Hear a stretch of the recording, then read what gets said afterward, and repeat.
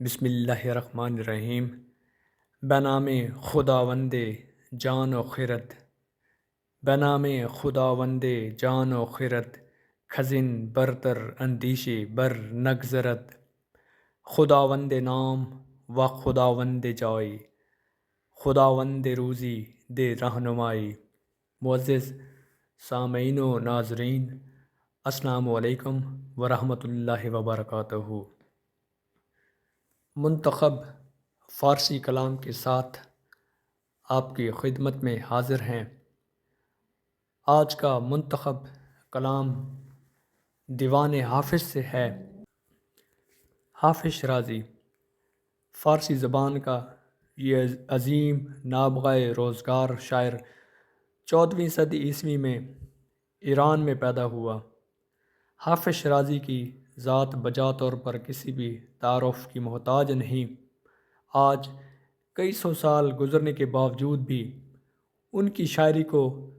وہی مقبولیت اور پذیرائی حاصل ہے. حافظ شرازی کی اگر شاعری کا احاطہ کیا جائے تو ان کے موضوعات بے شمار ہیں کہ جن پر انہوں نے نہایت عمدگی کے ساتھ طبع آزمائی کی ہے. خاص طور پر دنیا کی بے ثباتی، عشق و سرمستی، کیف و سرشاری، گردش ایام، وجود کائنات، رنج و الم جیسے موضوعات کو انہوں نے علامت اور استعارے کی مدد سے خوب منظر نگاری کے ساتھ ان پر خامہ فرسائی کی ہے. حافظ شرازی کا یہ ترہ امتیاز ہے کہ انہوں نے نہایت بے باکی کے ساتھ عشقیہ جذبات، احساسات کا اظہار کیا ہے. کہیں وہ گردش ایام اور دنیا کے بے ثباتی کا برملا اظہار کرتے ہیں اور نوحہ کے نامعلوم ہوتے ہیں، اور کہیں وہ وجود کائنات کی طرف توجہ مبذول کراتے ہیں اور نہایت لطیف انداز میں وجود کائنات کی ان نقاط کو، ان خصوصیات کا تذکرہ کرتے ہیں کہ جو آدمی دنگ رہ جاتا ہے کہ فلسفیانہ انداز میں وہ جس حوالے سے بھی بات کرتے ہیں تو گویا ان کا ثانی کوئی معلوم نہیں ہوتا. اور خاص طور پر وہ بے باکانہ جو جذبات اور احساسات کا تذکرہ کرتے ہیں، اور ان کے کلام کی نہ صرف لفظی بلکہ جو معنوی خوبی ہے اس کا جادو بھی سر چڑھ کے بولتا ہے. تو انہوں نے اپنی جو بیشتر شاعری ہے اس میں علامت نگاری کو ملحوظ خاطر رکھا ہے کہ وہ دراصل علامتی انداز میں بڑی دقیق بات کرتے ہیں اور پھر سمجھنے والے پر، قاری پر چھوڑ دیتے ہیں کہ وہ ان اشعار کے ذریعے سے وہ پیغام اگر اخذ کرنا چاہے تو یہ آزادانہ طور پر اس کی رائے پر چھوڑ دیتے ہیں. تو ان کی بیشتر شاعری میں یہی، کہیں وہ گل و رنگ کی بات کرتے ہیں، سوز و ساز کی بات کرتے ہیں، یا بجا طور پر جس طرح بلبل پھول کی بات کرتے ہیں، شمع و پروانہ کی بات کرتے ہیں، وصال و فرقت اور نالہ و فریاد کا تذکرہ ان کی شاعری میں جا بجا موجود ہے. گویا ان کی شاعری کے حوالے سے اگر مختصر بات کی جائے تو علامت نگاری وہ بنیادی طور پر وہ نمایاں عنصر ہے جس کو انہوں نے اپنی شاعری میں خاص طور پر ملحوظ خاطر رکھا ہے. پیش نظر آج کے 4 اشعار میں بھی یہی علامت نگاری جو ہے اس کا استعمال بدرجہ اتم موجود ہے.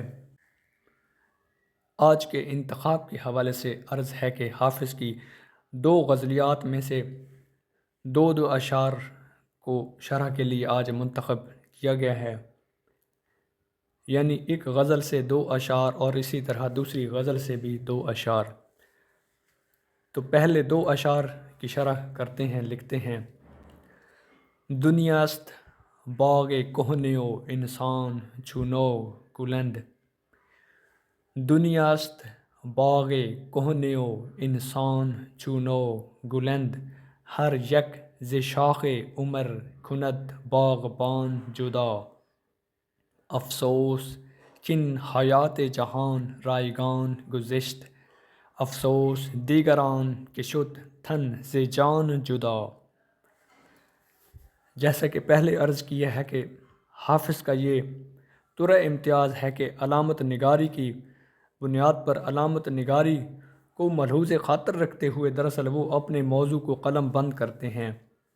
دیکھیے یہاں پر وہ باغ کی بات کر رہے ہیں، شاخ کی بات کر رہے ہیں،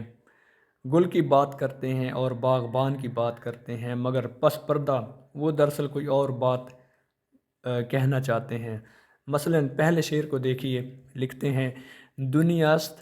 باغ کہنیو انسان چونو گلند، کہ جو دنیا ہے یہ دراصل پرانا باغ ہے اور یہاں پر انسان نئے پھول کی مانند ہے۔ ہر یک ز شاخ عمر کند باغبان جدا، کہ ہر شاخ سے جب پھول کی طرح، کہ جب پھول کی عمر پوری ہو جاتی ہے، اس کا وقت پورا ہو جاتا ہے، تو جو باغبان ہے اس پھول کو توڑ لیتا ہے۔ پھر دوسرے شعر میں کہا افسوس کھن حیات جہان رائگان گزشت، کہ افسوس اس بات پر کہ جو جہان کی زندگی ہے وہ رائگان چلی گئی، ضائع چلی گئی، ہم نے اس سے کوئی خاطر خواہ استفادہ حاصل نہیں کیا۔ افسوس دیگران کہ شد تن سے جان جدا، اور پھر مزید افسوس اس بات پر کہ اب تن سے، جسم سے جان اور روح بھی پرواز کر جائے گی۔ حافظ کہنا چاہتے ہیں کہ جس طرح یہ دنیا ہے، دنیا کو تشبیہ دے رہے ہیں باغ کہنے یعنی پرانے باغ سے، کہ یہ پرانے باغ کی مانند ہے، اور جب باغ ہے اس میں چونکہ ہر بہار کے موسم میں پھول اگتے ہیں، پھر وہ ان کا سیزن گزرتا ہے، تو پھر باغ کو مراد یہ ہے کہ وہ جگہ جو ہے وہ مخصوص ہے، وہاں پر ہر بہار کے موسم میں نئے پھول اگتے ہیں۔ تو یہاں پر دیکھیے کہ وہ باغ چونکہ دنیا کو استعارے کے طور پر باغ کے ساتھ تشبیہ دے رہے ہیں، اور انسان کو یہ کہہ رہے ہیں کہ یہ یہاں پر وارد ہونے والا وہ پھول ہے، نیا پھول ہے جو اپنی میعاد پوری کرنے کے بعد اس کو باغبان شاخ سے جدا کر دے گا۔ تو یہاں پر دیکھیے کہ یہاں پر جو باغبان ہے اس سے مراد آپ اسرائیل بھی لے سکتے ہیں اور پروردگار کی ذات بھی ہے، کہ جب دنیا میں چونکہ جو دنیا ہے یہ ایک باغ کی مانند ہے، یہ اپنے جگہ مخصوص ہے، یہاں پر پھول اگتے ہیں، اور جب وہ اپنا وقت پورا کر لیتے ہیں، جوبن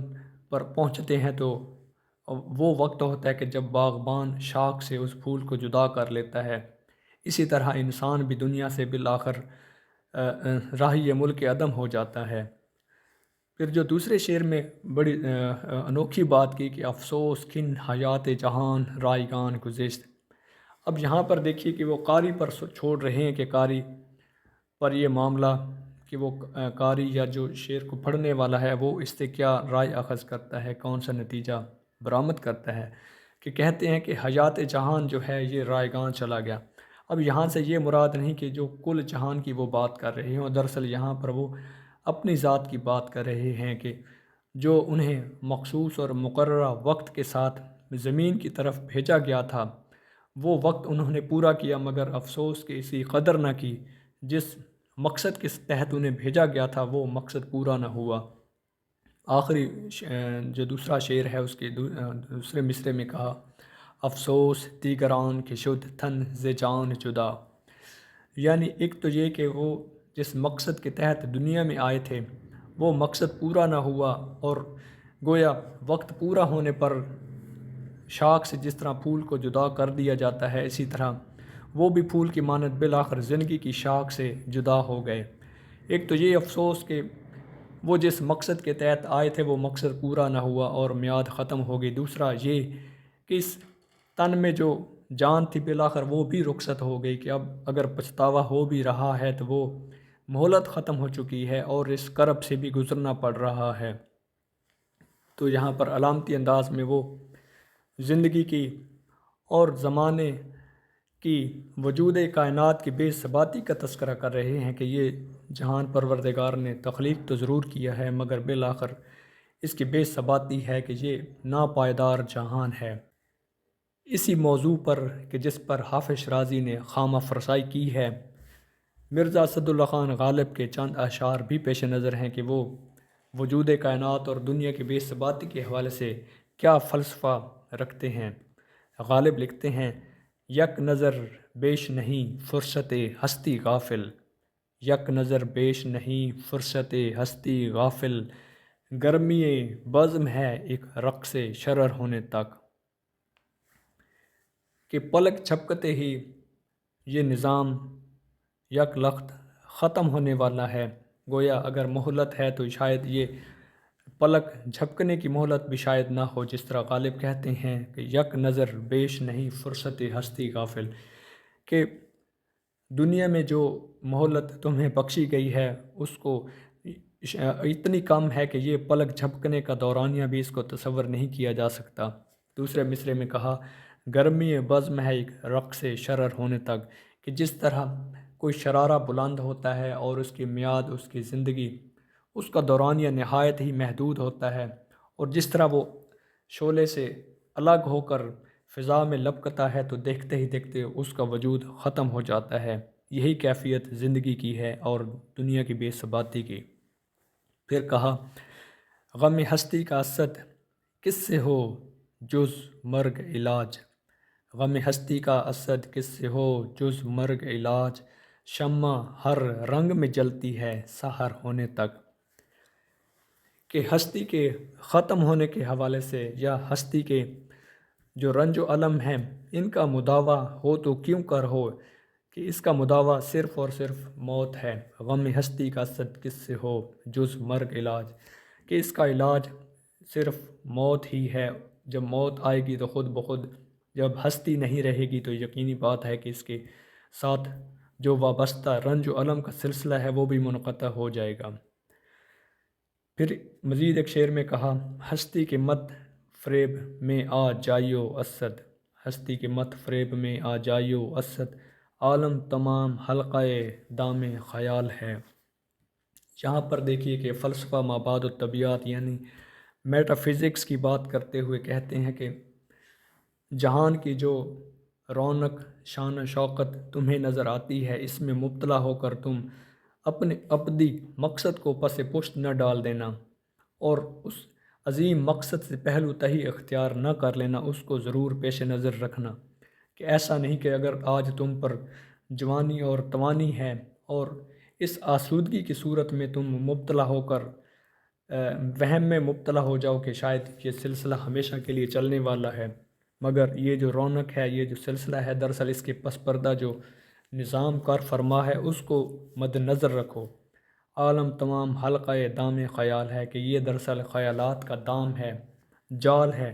اور اس جال میں پھنس کر تم اس مقصد کو نہ بھلا بیٹھنا کہ پھر بعد میں سوائے پچھتاوے کہ تمہارے دامن میں کچھ نہ ہوگا۔ گویا یہ چند اشعار تھے جو حافظ شرازی کے ان دو اشعار کے پیش نظر آپ کی خدمت میں پیش کیے۔ حافظ کی دوسری غزل کے دو اشعار بھی پیش نظر ہیں۔ پہلے شعر میں لکھتے ہیں: بلبلی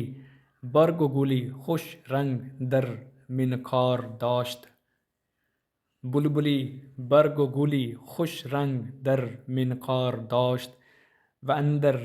آن برگ نوا خوش ناله های زار داشت، گفتمش در عین وصل این ناله و فریاد چیست، گفت ما را جلوه معشوق در این کار داشت۔ کہ بلبل ایک خوش رنگ پھول کی پتی کو اپنی چونچ میں دبائے ہوئے بیٹھی تھی، اور اسی عالم کیف و سرشاری میں مبتلا وہ بڑے مخصوص انداز میں نالہ و فریاد کر رہی تھی۔ حافظ کہتے ہیں کہ جب میں نے اس سے پوچھا کہ عین وصل میں، کہ جب تمہیں وصل حاصل ہے اور محبوب کی قربت حاصل ہے تو پھر یہ نالہ و فریاد کا کیا مقصد ہے؟ آخری مصرعے میں پھر اس بلبل کا جواب موجود ہے، وہ کہتی ہے: گفت مارا جلوہ معشوق در این کار داشت، کہ دراصل محبوب کے جلوے نے ہی مجھے اس کام میں مبتلا کیا ہے۔ یہاں پر بھی یہ بات پیش نظر ہے کہ حافظ نے یہاں پر بھی علامت نگاری کے پیرائے میں مقصد بیان کیا ہے کہ دراصل بلبل کہ جو خوش رنگ پھول کی پتی کو چونچ میں دبائے ہوئے نالہ و فریاد میں مبتلا تھی، اس کے باوجود کہ وہ پھول کی قربت میں ہے، پھول کی اس خوش رنگ اور خوبصورت پھول کی پتی اس کی چونچ میں ہے، مگر پھر بھی وہ دیکھیے کہ اپنی مخصوص لے میں، اپنی مخصوص آواز میں وہ نالہ و فریاد میں مبتلا ہے۔ اور جب اس سے پوچھا گیا کہ یہ نالہ و فریاد کی کیا وجہ ہے، کہ اس کی توجیہ تو بتانی چاہیے کہ کیا ہے، کہ جب تمہیں وصل حاصل ہے، جب جس قربت کے حاصل نہ ہونے کی بنا پر نالہ و فریاد کا اظہار کیا جاتا ہے اور تم تو اس کے برعکس اس معاملے کا اظہار کر رہی ہو، تو اس کی کیا توجیہ ہے؟ تو بلبل کا جواب ملاحظہ ہو کہتی ہے، گفت مارا جلوۂ معشوق در انکار داشت، کہ میرے محبوب کی جلوہ گری کے نظارے نے ہی مجھے اس کام پر مامور اور مسحور کیا ہے۔ چونکہ بلبل، چمن اور پھول کی بات ہو رہی ہے، تو یہاں پر بھی غالب کا ایک مشہور شعر پیش نظر ہے، لکھتے ہیں، میں چمن میں کیا گیا گویا دبستاں کھل گیا، میں چمن میں کیا گیا گویا دبستاں کھل گیا، بلبلیں سن کر میرے نالے غزل خواں ہو گئیں۔ کہ میرا چمن میں جانا اس طرح ثابت ہوا کہ گویا وہاں پر کوئی دبستاں، کوئی مکتبہ کھل گیا ہو، اور چونکہ مکتبہ وہ جگہ ہے کہ جہاں پر تعلیم دی جاتی ہے، تو میرا جانا اس طرح ہوا کہ گویا وہاں پر جو بلبلیں تھیں وہ میری آہ و فریاد سنتے سنتے وہ خود غزل خواں ہو گئیں، کہ یعنی ان کی اپنی آواز میں، ان کے سر میں اس قدر پختگی آ گئی کہ جس طرح کوئی غزل خواں غزلیں پڑھتا ہے اور اس میں الفاظ کی ادائیگی کو ملحوظ خاطر رکھتا ہے۔ تو اسی حوالے سے علامتی طور پر دیکھیے کہ یہاں پر غالب نے بھی کلام میں ادائیگی کے حوالے سے کیا خوب منظر نگاری کی ہے۔ معزز سامعین و ناظرین، امید ہے کہ آج کا منتخب فارسی کلام کہ جس کا انتخاب دیوان حافظ سے کیا گیا تھا، یا اس کے ساتھ جڑے ہوئے دیوان غالب سے جو اشعار تھے، امید ہے کہ آج کا انتخاب اور ان اشعار سے منسلک جو ان کی شرح ہے، اس حوالے سے میری یہ کاوش گو کہ یہ ادنیٰ سی کاوش ہے، آپ کو پسند آئے گی۔ اشعار کی ادائیگی یا شرح کے دوران کسی بھی قسم کی کوئی کمی بیشی ہو تو ضرور ہمیشہ کی طرح آپ کی رہنمائی کے منتظر رہیں گے۔ شکریہ۔